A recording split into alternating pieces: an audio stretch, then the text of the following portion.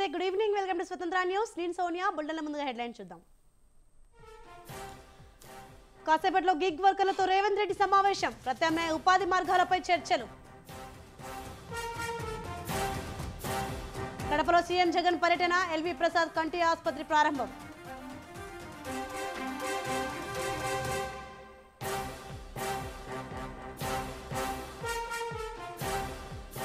చంద్రబాబుతో ప్రశాంత్ కిషోర్ భేటీ. నివాసానికి పీకే. ఏపీలో తాజా రాజకీయాలపై చర్చ.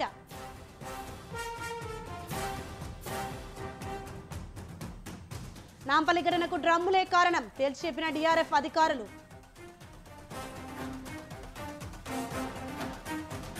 ఇండియాలో పెరుగుతున్న కరోనా కేసులు. కొత్తగా 748 కేసులు, 4 మృతి.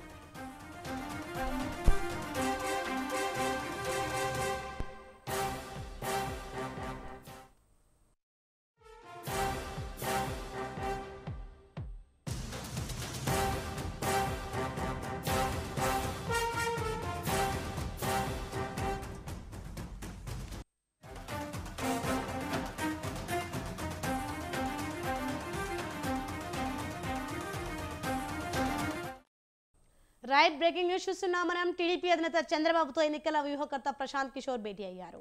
మరో 4 నెలల్లో ఏపీలో ఎన్నికలు జరుగుతుండటంతో తాజా రాజకీయాలపై చర్చిస్తున్నారు. ఈ భేటీలో నారా లోకేష్ కూడా పాల్గొన్నారు. ఇప్పటికే చంద్రబాబు నివాసంలో రాబిన్ శర్మ టీం ఉన్నట్లు తెలుస్తోంది. గత ఎన్నికల్లో వైసీపీకి వ్యూహకర్తగా పనిచేసిన ప్రశాంత్ కిషోర్ ఇప్పుడు చంద్రబాబుతో భేటీ కావడం రాజకీయ వర్గాల్లో హాట్ టాపిక్ గా మారింది.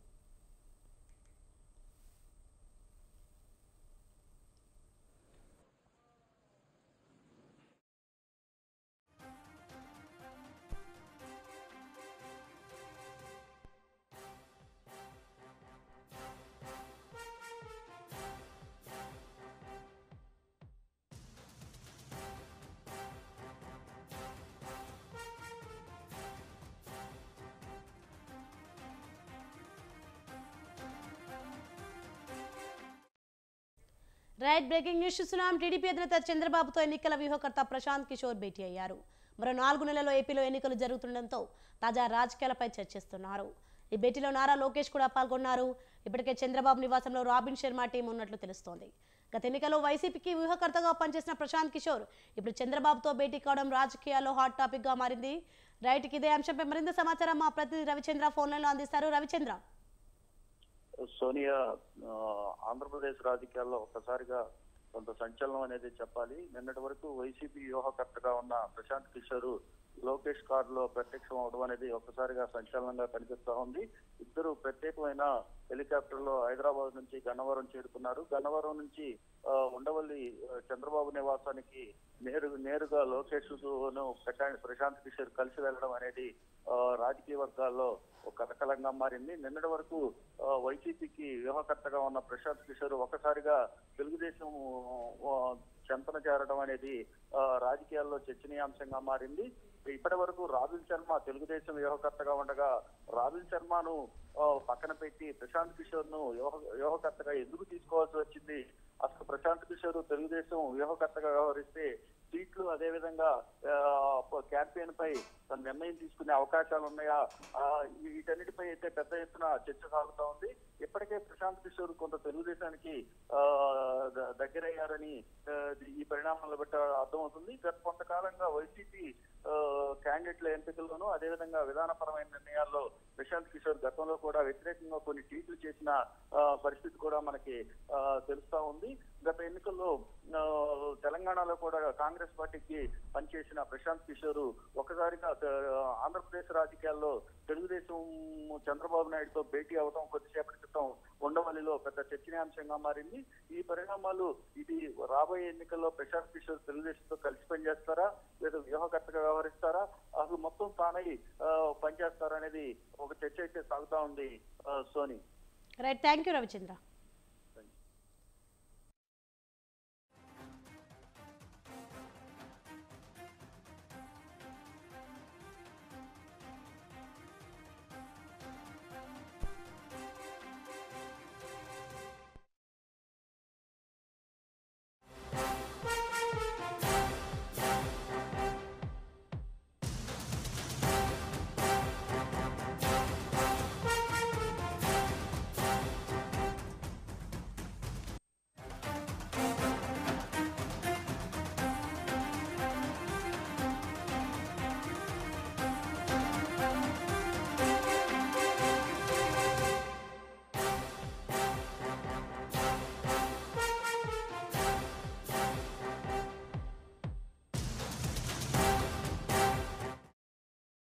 రైట్, మరొక బ్రేకింగ్ న్యూస్ చూస్తున్నాం. గిగ్ ప్లాట్ఫామ్ వర్కర్లతో సీఎం రేవంత్ రెడ్డి సమావేశం కానున్నారు.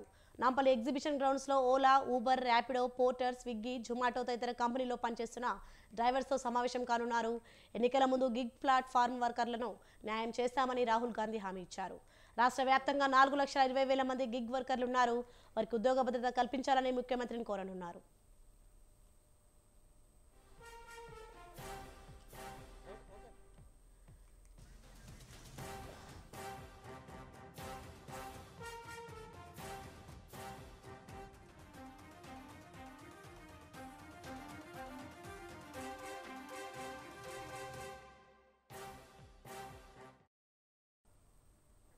గిగ్ ప్లాట్ఫామ్ వర్కర్లతో సీఎం రేవంత్ రెడ్డి సమావేశం కానున్నారు.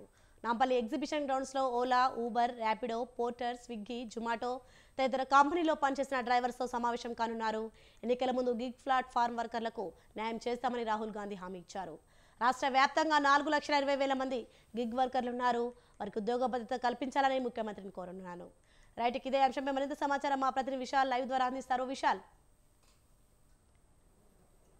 రైట్ సోని, మరి కాసేపట్లోనే తెలంగాణ ముఖ్యమంత్రి రేవంత్ రెడ్డి నాంపల్లి ఎగ్జిబిషన్ గ్రౌండ్కి చేరుకుంటారు. ఇక్కడ చేరుకొని ఇప్పటికే ఇక్కడి సమావేశంలో పాల్గొనడానికి సిద్ధంగా ఉన్న గిగ్ అండ్ ప్లాట్ఫామ్ వర్కర్స్ అందరూ కూడా మరి కాసేపట్లోనే రేవంత్ రెడ్డి తోటి సమావేశం అవుతారు. అదేవిధంగా వారి సమస్యలను, అంటే గత కొన్ని ఏళ్ల సంధి కూడా వారి సమస్యలు ఎన్నో ఉన్నాయి, వారన్నింటినీ చెప్పుకునే అవకాశం మాకు ఈరోజు కలిగిందని కూడా వర్కర్స్ అందరూ కూడా వాళ్ళు ఒక అభిప్రాయం వ్యక్తం చేస్తున్నారు. ముఖ్యంగా రాష్ట్ర వ్యాప్తంగా 4,20,000 మంది పైగా ఈ గిగ్ వర్కర్స్ ఉంటారు.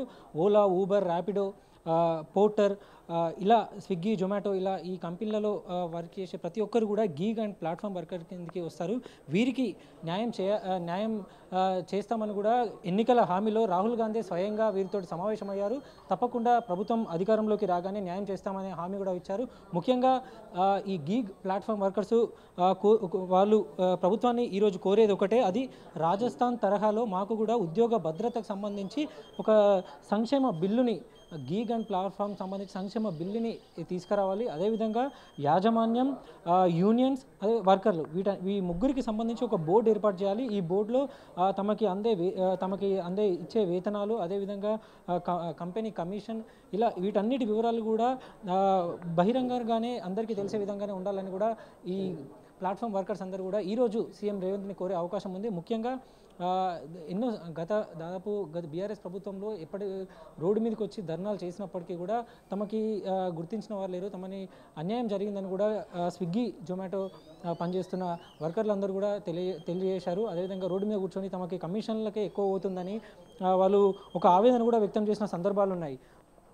సో అదేవిధంగా ర్యాపిడో, ఊబర్ వీటిలలో నడిపే ఆటో కానీ క్యాబ్ డ్రైవర్లు అందరూ కూడా ఇప్పుడు మహాలక్ష్మి స్కీమ్ ద్వారా రాష్ట్ర వ్యాప్తంగా మహిళలకు ఉచిత బస్సు ప్రయాణ సదుపాయం అనేది అమలవుతుంది. దీని ద్వారా కూడా తమకి నష్టం జరుగుతుందని కూడా అటు ఓలా, ఊబర్, ర్యాపిడ్లో ఇప్పటికే ఎవరైతే రిజిస్టర్ చేసుకున్నారో క్యాబ్ డ్రైవర్లు, బైక్ రైడర్లు, కారు, ఇలా ఈ ముగ్గురు కూడా తమకి న్యాయం జరిగేలా చర్యలు తీసుకోవాలని ఈ అంశాలన్నింటినీ కూడా ఈరోజు ముఖ్యమంత్రి రేవంత్ రెడ్డి దగ్గర ఈ వర్కర్లందరూ కూడా పెట్టే అవకాశం ఉంటుంది. అయితే ఇప్పటికే ఈ సమావేశానికి అటు అగ్రిగేటర్కి సంబంధించిన కంపెనీలు Ola, Uber, Swiggy, Porter, urban company, ఇలా అన్ని కంపెనీలకు సంబంధించిన మేనేజ్మెంట్ అధికారులతో పాటు అటు వర్కర్ యూనియన్స్, ఫీల్డ్ మీద పనిచేసే వర్కర్లందరూ కూడా ఇక్కడికి చేరుకున్నారు. ఇక మరి కాసేపట్లోనే ఈ సమావేశం ప్రారంభమవుతుంది. సమావేశం తర్వాత అధికారికంగా ప్రభుత్వం ఒక ప్రెస్ మీట్ నిర్వహించే అవకాశం ఉంది. వారికి రాబోయే రోజుల్లో ఏ విధంగా న్యాయం చేస్తామని కూడా విధి విధానాలను కూడా చెప్పే అవకాశం ఉంది. మొత్తం మీద అటు రాష్ట్ర వ్యాప్తంగా 7 లక్షల ఆటో డ్రైవర్స్ కుటుంబాలు తమ రోడ్డు మీద పడ్డామని ఒకవైపు వాళ్ళు ధర్నాలు కొనసాగుతూనే ఉన్నాయి రాష్ట్ర వ్యాప్తంగా. ఇప్పుడు సరిగ్గా ఇదే సమయంలో, అంటే ఎన్నికల హామీలో భాగంగా ఈరోజు సమావేశం అవుతుండడంతో ఒక ప్రాధాన్యత అనేది ఏర్పడింది. రేపు తమకి కూడా సీఎం ఇలాగే సమావేశాలు పిలిచి తమతో చర్చించి తమకు న్యాయం చేస్తారని వాళ్ళ ఒక ఆశను కూడా వాళ్ళు వ్యక్తం చేస్తున్నారు. ప్రస్తుతానికైతే సమావేశం దగ్గర ఈ నాంపల్లి ఎగ్జిబిషన్ దగ్గర మొత్తం పోలీసులు అందరూ కూడా కట్టుదిట్టమైన భద్రతలు ఏర్పాటు చేశారు. ఓన్లీ ఇప్పటికే రిజిస్టర్ అయ్యి ఇక్కడ పర్మిషన్ తీసుకున్న వాళ్ళని మాత్రమే లోపలికి అలో చేస్తున్నారు. ప్రస్తుతం లోపల అందరూ కూడా కూర్చున్నారు. ఇక రవాణా శాఖ మంత్రి పున్నం ప్రభాకర్తో పాటు ఇతర కొంతమంది మంత్రులు కూడా ఈ సమావేశానికి హాజరయ్యే అవకాశం ఉంది. వచ్చిన తర్వాత కొద్దిసేపు ఈ డైరెక్ట్గా నేరుగా సీఎం రేవంతే వారి సమస్యలను తెలుసుకుంటారు. ఎందుకంటే స్విగ్గీ, జొమాటో దీంట్లో పనిచేసే వర్కర్ల బాధలు ఏ విధంగా ఉన్నాయి, అసలు వారికి ఇన్సూరెన్స్ ఉందా లేదా, ఎందుకంటే ఇన్సూరెన్స్ ఉన్నప్పటికీ కొన్ని కండిషన్స్ తోటి ఇన్సూరెన్స్ ఇస్తుండడంతో స్విగ్గీ, జొమాటో ఇలా పనిచేస్తున్న వారికి రాలేదని గతంలో కూడా మనకు తెలిసింది. అంటే దురదృష్టవశాత్తు ఏదైనా యాక్సిడెంట్లో ఓ స్విగ్గీ రైడర్, ఓ జొమాటో డ్రైవర్ కానీ, ర్యాపిడో డ్రైవర్ కానీ ఇట్లా చనిపోతే వాళ్ళకి ఇన్సూరెన్స్ ఎంత అందుతుంది, దాన్ని ఇంకా పెంచాల్సిన అవసరం ఉందా, ఇలాంటి అంశాలన్నింటినీ కూడా ఈరోజు సమావేశంలో ఈ వర్కర్లందరూ కూడా ముఖ్యమంత్రి రేవంత్ రెడ్డికి తీసుకువెళ్ళే అవకాశం ఉంటుంది. ప్రస్తుతానికైతే నాంపల్లి ఎగ్జిబిషన్ గ్రౌండ్ దగ్గర గాంధీ సెంచరీ హాల్ దగ్గర మాత్రం అన్ని పోలీసులు కట్టుదిట్టమైన ఏర్పాట్లు చేశారు.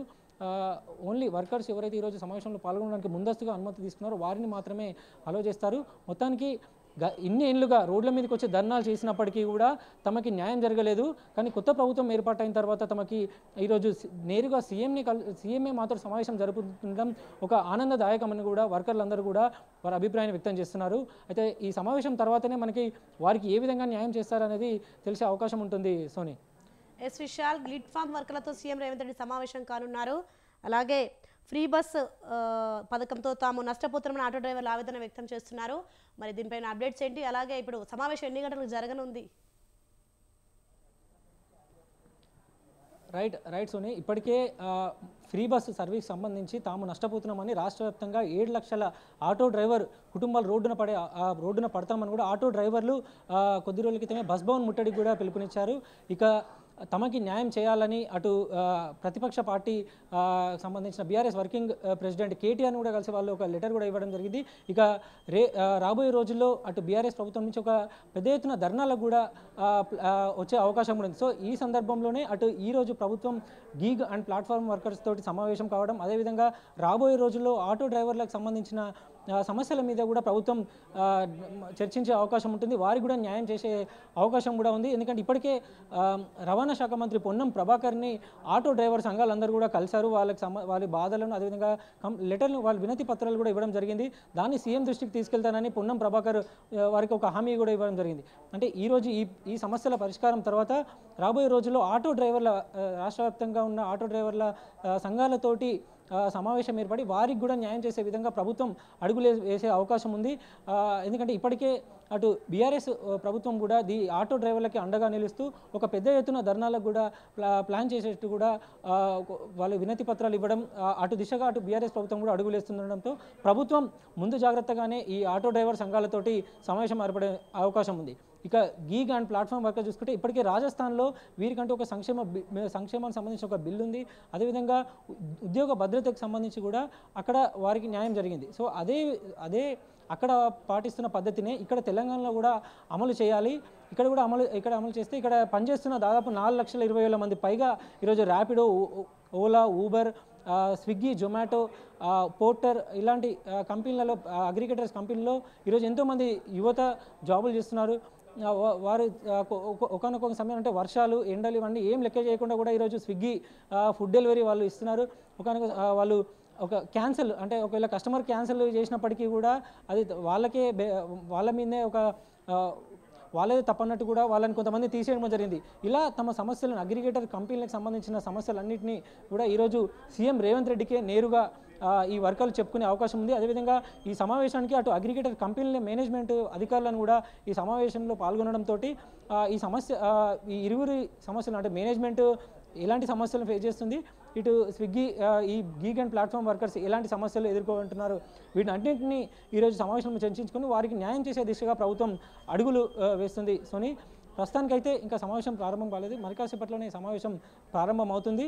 అయితే తమకి తప్పకుండా ఈ ప్రభుత్వం హయాంలో న్యాయం జరుగుతుందని ఒక ఆశాభావంలో మాత్రం గీగ్ అండ్ ప్లాట్ఫామ్ వర్కర్స్ ఉన్నారు. సోని. ఎస్ విశాల్, అలాగే ఈ యొక్క సమావేశం ఎన్ని గంటలకు స్టార్ట్ అవ్వబోతుంది? మరి కొద్దిసేపట్లో స్టార్ట్ అవబోతుంది కాబట్టి ఆటో డ్రైవర్ల అత్యుత్సాహం ఎలా ఉంది? దీనిపై ఆటో డ్రైవర్లు ఏమంటున్నారు? రైట్ ప్రస్తుతం కొద్దిసేపటి క్రితమే ఈ సమావేశంలో పాల్గొనేందుకు అటు స్విగ్గీ ఏదైతే గీగ్ అండ్ ప్లాట్ఫామ్ వర్కర్స్ లోపలికి వస్తాయో వాళ్ళందరూ కూడా లోపలికి వెళ్ళిపోయారు. వాళ్ళు లోపలికి వెళ్ళే ముందు కూడా చెప్పిందల్లా ఒకటే, తమకి గత ప్రభుత్వ హయాంలో మాత్రం ఎప్పుడు కూడా ఇలా సమావేశం అయ్యే అవకాశం దొరకలేదు.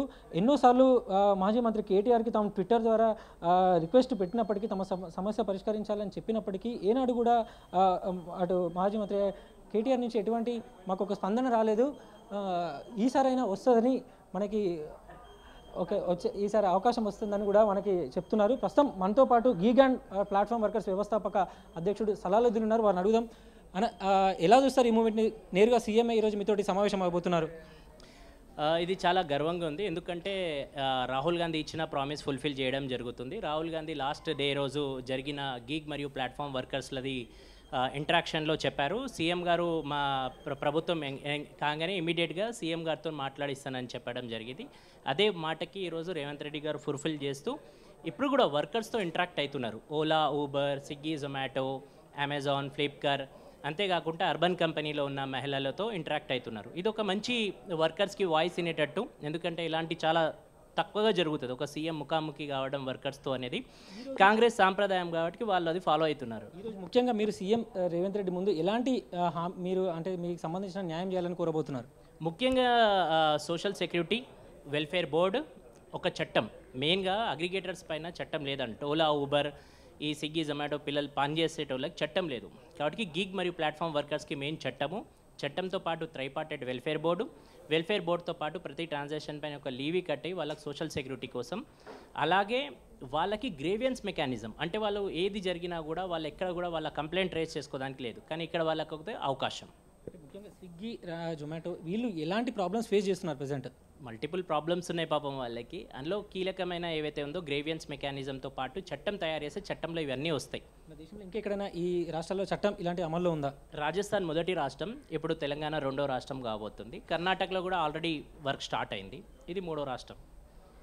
కాబట్టి చట్టంలో మాత్రం ఒకటే రాష్ట్రంలో చట్టం ఇంప్లిమెంట్ అయింది, అది రాజస్థాన్లో. ఇది ముఖ్యంగా తెలియజేసింది ఏంటంటే ఇప్పటికే రాజస్థాన్లో అమలవుతున్న ఏదైతే చట్టం సంక్షేమానికి సంబంధించి ఉందో గీగ్ అండ్ ప్లాట్ఫామ్ వర్కర్స్కి, అదే చట్టాన్ని ఇప్పుడు ఈరోజు తెలంగాణలో కూడా అమల్లోకి తీసుకొస్తే అందరికీ ఇప్పటికి దాదాపు 4,20,000 మంది వరకు ఉన్నారు. కాబట్టి వాళ్ళందరికీ కూడా న్యాయం అయ్యే అవకాశం ఉందని కూడా గీగ్ అండ్ ప్లాట్ఫామ్ వర్కర్స్ అసోసియేషన్ వ్యవస్థాపక అధ్యక్షుడు సలాలుద్దీన్ అంటున్నారు. ఇక మరి కాసేపట్లోనే ఈ సమావేశం ప్రారంభం కాబోతుంది. ప్రారంభం అయిన తర్వాత తమ సమస్యలను నేరుగానే సీఎం రేవంత్ రెడ్డి చెప్పుకుంటారు. అదేవిధంగా సీఎం కూడా ఈ వర్కర్లతోటి నేరుగా ఇంటరాక్ట్ అయ్యే అవకాశం కూడా ఉంది. Soni, right, thanks for the updates Vishal.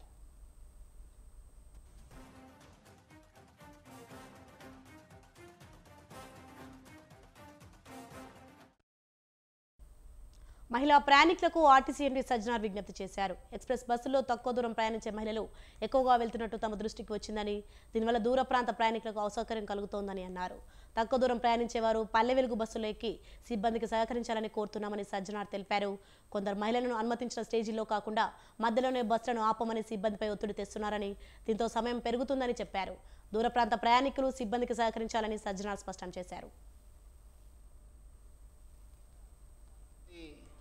మహిళలు తక్కువ దూరంకి వెళ్ళే వాళ్ళు కూడా మన ఎక్స్ప్రెస్ బస్సులో ఎక్కి దూర ప్రాంతం వెళ్ళే ప్రయాణికులకి ఇబ్బంది కలిగించే విధంగా ప్రయాణం చేస్తున్నారు.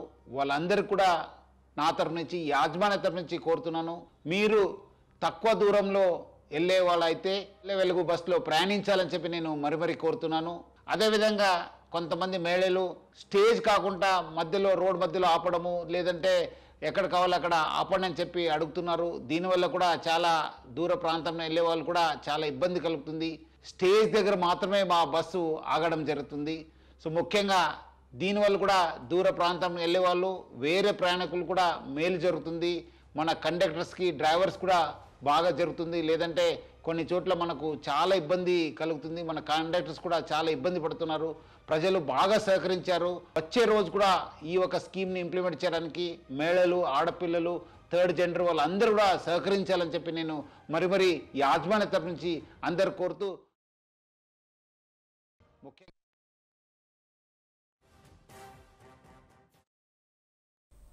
ఏపీ సీఎం జగన్ సొంత జిల్లా కడపలో 3 రోజుల పాటు పర్యటించనున్నారు.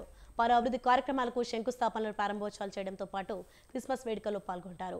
ఉదయం కడప చేరుకున్న సీఎం జగన్ అనంతరం బద్వేలు నియోజకవర్గ గోపవరం వద్ద ఏర్పాటు చేసిన సెంచరీ ప్లైవుడ్ పరిశ్రమను ప్రారంభించారు.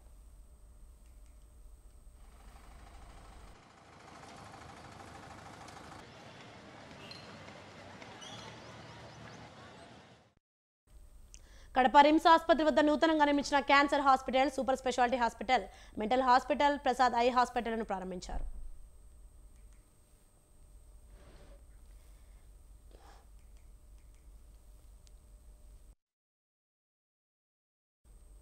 అక్కడ నుంచి రాజారెడ్డి క్రికెట్ స్టేడియం చేరుకుని నూతనంగా నిర్వహించిన బ్లడ్ లైట్స్ రన్ ప్రారంభిస్తారు. అక్కడ నుండి కడప కలెక్టర్ కార్యాలయం చేరుకొని దివ్యాంగులకు ట్రై సైకిల్ పంపిణీ చేయడంతో పాటు అగ్నిమాపక సిబ్బందికి పరికరాలు పంపిణీ చేస్తారు. అనంతరం కలెక్టర్ కార్యాలయంలో నూతనంగా నిర్మించిన ముఖద్వారాన్ని ప్రారంభిస్తారు. అక్కడ నుండి కడప బస్టాండ్ వద్ద గల అంబేద్కర్ సర్కిల్కు చేరుకొని సర్కిల్ ప్రారంభించడంతో పాటు నూతనంగా వేసిన రోడ్డు ప్రారంభించి వై జంక్షన్ వద్దకు చేరుకుంటారు. అక్కడ సర్కిల్ ప్రారంభించిన అనంతరం కోటిరెడ్డి కూడలికి చేరుకుంటారు. అక్కడ సర్కిల్ను ప్రారంభించి 7 రోడ్ల సర్కిల్స్కు చేరుకుంటారు. కడప మున్సిపల్ మైదానంలో నూతనంగా నిర్మించిన ఇంటర్నేషనల్ హాకీ కోర్టును ప్రారంభిస్తారు. అక్కడ నుండి రోడ్డు మార్గాన విమానాశ్రయం చేరుకొని ఇడుపులపాయకు వెళ్తారు.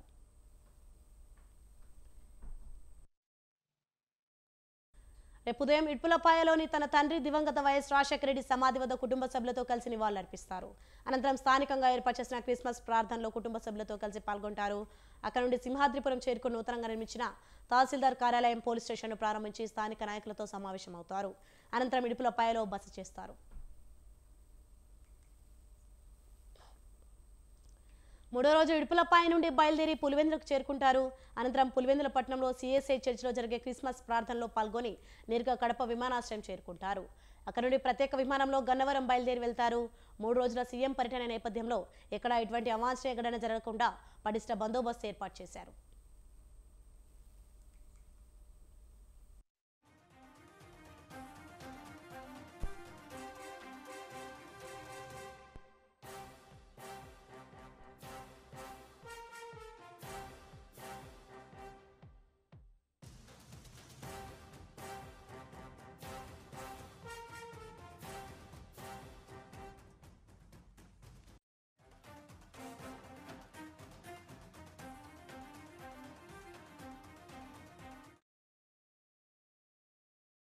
ఐఆర్ కేసులో టీడీపీ అధినేత చంద్రబాబు ముందస్తు బెయిల్ పిటిషన్పై తీర్పు రిజర్వ్ చేసింది ఏపీ హైకోర్టు.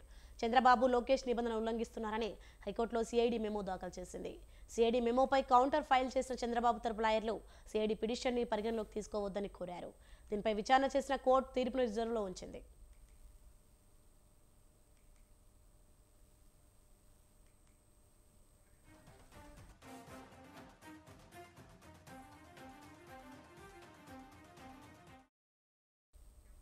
కరోనా కొత్త వేరియంట్ మళ్లీ విజృంభిస్తోంది. రోజు రోజుకు వేగంగా వ్యాప్తి చెందుతుంది. ప్రధానంగా దక్షిణ భారత రాష్ట్రాలైన కేరళ, కర్ణాటకతో పాటుగా తమిళనాడు, తెలంగాణ, ఏపీలో కూడా దాని ప్రభావం చూపుతుంది. అందులో భాగంగా ప్రభుత్వ ఉత్తర్వుల మేరకు ప్రకాశం జిల్లా ఒంగోలు రిమ్స్లో ఆర్టీపీసీఆర్ టెస్టులను ప్రారంభించారు. కరోనాను ఎదుర్కొనేందుకు అవసరమైన అన్ని చర్యలను ప్రారంభించామని అంటున్న ఆర్ఎంఓ తిరుమలరావుతో మా ప్రతినిధి శ్రీనివాస్ ఫేస్ టు ఫేస్. పడ్డప్పటికీ మరలా కరోనా కొత్త వేరియంట్ అనేది వస్తుంది. ఆల్రెడీ ఇప్పటికే కేరళ, తెలంగాణ, తమిళనాడు, ఆంధ్ర వంటి రాష్ట్రాల్లో కొన్ని కేసులు బయటపడుతూ ఉండటంతో స్థానికుల్లో కూడా కొంత భయాందోళన నెలకొన్న పరిస్థితి ఉంది.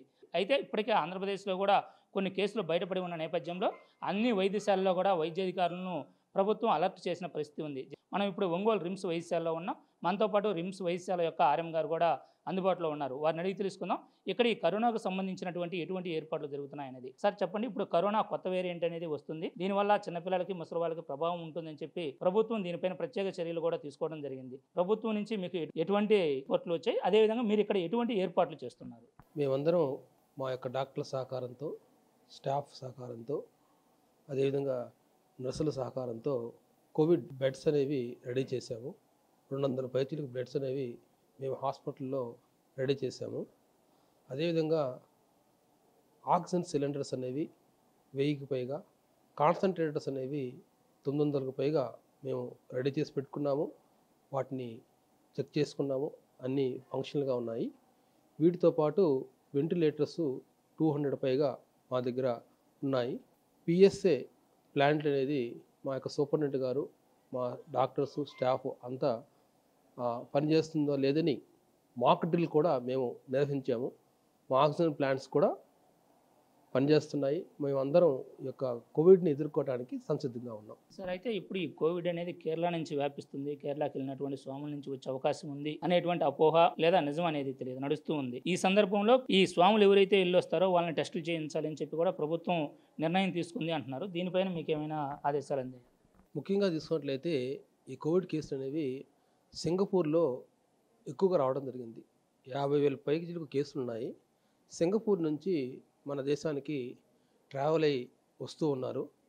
మొట్టమొదటిగా సింగపూర్ నుంచి కేరళ వచ్చిన వ్యక్తికి ఈ యొక్క కోవిడ్ అనేది మనం గమనించాము. ఆ తర్వాత కేరళలో కూడా కేసులు ఎక్కువ పెరుగుతూ ఉన్నాయి, కర్ణాటకలో పెరిగాయి, అదేవిధంగా ఈ తెలంగాణలో పెరిగాయి. కేరళ నుంచి శబరిమలైకి వెళ్ళిన భక్తులు మన ఆంధ్రప్రదేశ్కే కాదు వేరే రాష్ట్రాల్లో కూడా వస్తూ ఉన్నారు, మన జిల్లాకు కూడా వస్తున్నారు. మనకి మున్సిపల్ సెక్రటరీ గారు ఆదేశాలు ఇవ్వడం జరిగింది. ఎవరైతే ఇక పిలిగ్రిమ్స్ మన దగ్గరికి వస్తున్నారో వాళ్ళకి మేము తప్పకుండా టెస్టులు చేస్తాము. ఈ కోవిడ్ నమూనాలు సేకరించడానికి ఇక కోవిడ్ షెడ్ ఏర్పాటు చేయడం జరిగింది. మా యొక్క డాక్టర్లను కూడా మేము మాట్లాడాము. కోవిడ్కి సంబంధించి టెస్ట్ చేయడానికి VTMs ఉంటాయి, వాటి ద్వారానే మనం RT-PCR టెస్ట్ అనేవి మేము చేస్తాము. సార్, అయితే ఇప్పుడు ఈ కేసులు వస్తున్నాయి, ఇప్పుడు ఈ కొత్త వేరియంట్కి ఎటువంటి లక్షణాలు ఉంటాయి, దీనివల్ల ఎటువంటి ఇబ్బందులు, ఇది ఎవరైనా దీని బారిన పడ్డప్పుడు ఎటువంటి సివియర్స్ అనేవి ఉండొచ్చు అనుకుంటున్నాను? ఈ యొక్క JN.1 వేరియంట్ అనేది ఒమిక్రాన్ వేరియంట్ యొక్క సబ్ వేరియంట్. మన తెలుగులో చెప్పాలంటే మునిమడల లాంటిది. ఈ యొక్క వ్యాధి అనేది వేగంగా ఒకరి నుంచి ఒకరికి సోకే అవకాశం ఉంది. గాలి ద్వారా ఒకరి నుంచి ఇంకొకరికి సోకే అవకాశం ఉంటుంది, కానీ తీవ్రత అనేది ఎక్కువగా ఉండదు. అంటే అర్థం ఏంటంటే కొందరికి జలుబు రావచ్చు, దగ్గు రావచ్చు, జ్వరం రావచ్చు, బాడీ పెయిన్స్ రావచ్చు, అబ్డామినల్ పెయిన్ రావచ్చు, ఇట్లాంటి లక్షణాలు ఉంటాయి. కానీ కాంప్లికేషన్స్ అనేవి ఎక్కువగా డెవలప్ కావు.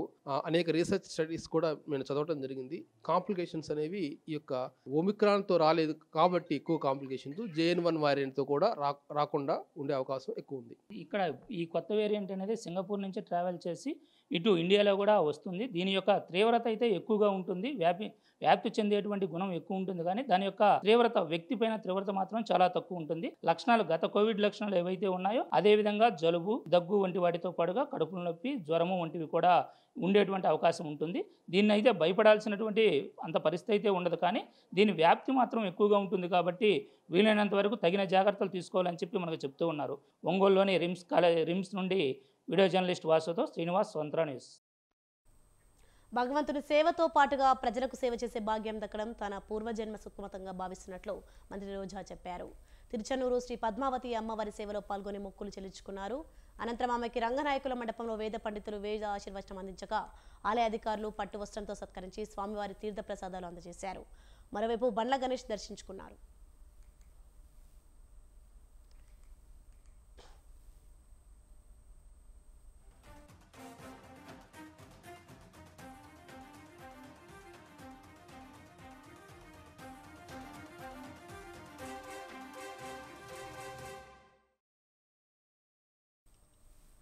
We bulletin updates. For more updates, keep watching Swatantra News.